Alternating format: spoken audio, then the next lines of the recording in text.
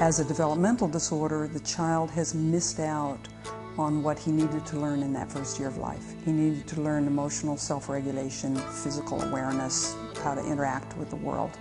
Say thank you. Yeah, you're welcome, Josh. See you later. Yeah, I'll see you later. Since that right brain that was maturing in that first year did not learn how to calm down, we have now, even many years later, we have a right brain that's sort of on fire. Everything to this type of brain is overwhelming, which is why oftentimes, autistic individuals like things to be very routine and very predictable. There is no real medical model for treating autism. I definitely feel that neurofeedback, fills that hole. I'm going to be a SAMU trainer because I have to train SAMU. Somebody get me fork! It's got me! Help! Wham! Wham! Wham! Oh, thank you, Josh. You did a great job.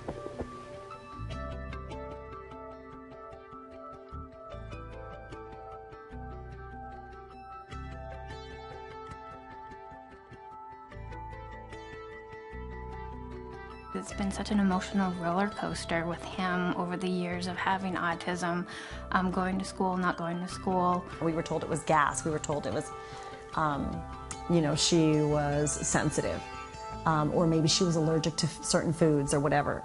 But now we know it was sensory integration disorder, related to autism. All of a sudden I heard a lady yell, "Why are you yelling at me?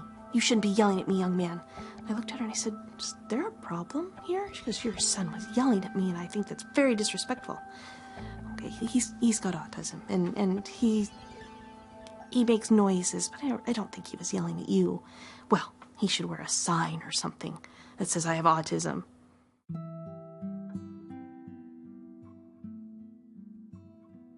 We like to think of neurofeedback as a brain exercise where we're specifically exercising the brain's ability to manage its own states.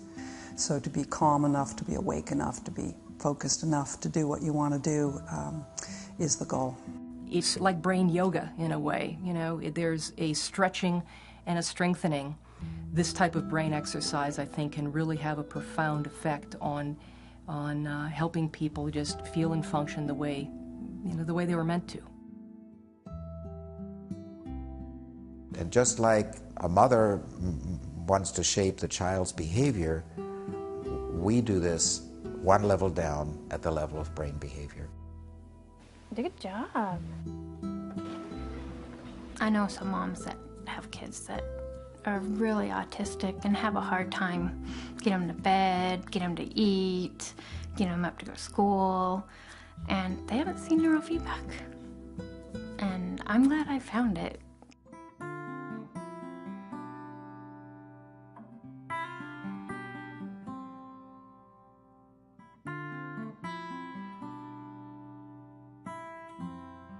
Here's how it goes. At 3:05, the door swings open, and in the other room stands Nora. You may come in. Come along. What neurofeedback basically is that it's a process whereby a person is essentially learning to exercise their own brainwave activity. Oh boy, oh boy! And this is a very non-invasive process, and it's extremely powerful. You want to do the alien chip this time? Mm-hmm. Okay, we'll do that. What you're doing is you're sitting in front of a video screen. It looks to you like you're looking at some kind of video game. And there are electrode sensors that are attached to your scalp. Nora put some cat saliva onto my ears and put some cords into my head. This thing, it feels like a cat's licking me. I know, it's kind of gritty and wet. Through time. I was really afraid when she went to stick the electrodes to his scalp. I was afraid he'd freak out over that because he doesn't really like things touching him. He responded to that really well. I select which game we should play, either rollerball or the ship one. The feedback process is one in which we show you what your brain is doing. And we typically show you in terms of a game, so a video, audio-video display that proceeds when your brain calms down and does not proceed when you're not calming down. So you are step-by-step rewarded for going in a calming direction. The most rewarding thing is just seeing how happy he is, and also how happy the rest of his family is. It's incredible, not just what neurofeedback does for individuals, but for all the people around them.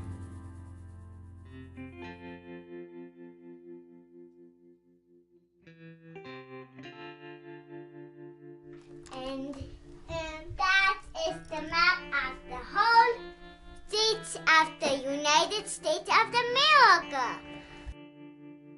I think neurofeedback has allowed Lily to go beyond one dimension.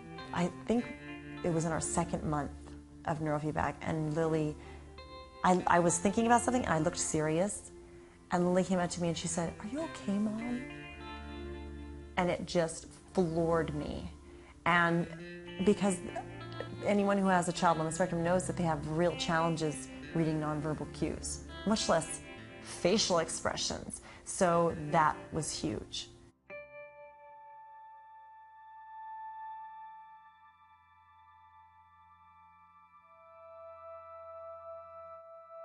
We found our way to neurofeedback through the needs of our children, and our older son had temporal lobe epilepsy, but also could easily have been diagnosed Asperger's, could have been diagnosed Tourette's. His brain was dysregulated and dysfunctional in a number of ways. Our son was not comfortable in this world. There was no human interaction which was positive for him, including with his parents. When you have a child like that,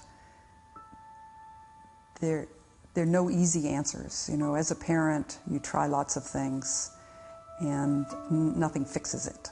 So you have to just, plod on and do the things that get you a little bit. And when we discovered neurofeedback, we took him to another therapist who was doing this, it was so profoundly helpful for him that it got our attention, and we ended up getting involved in the field. So I learned, probably most of what I learned from Brian. As a matter of fact, our own son's case is a paradigm for what we now do with the autistic children.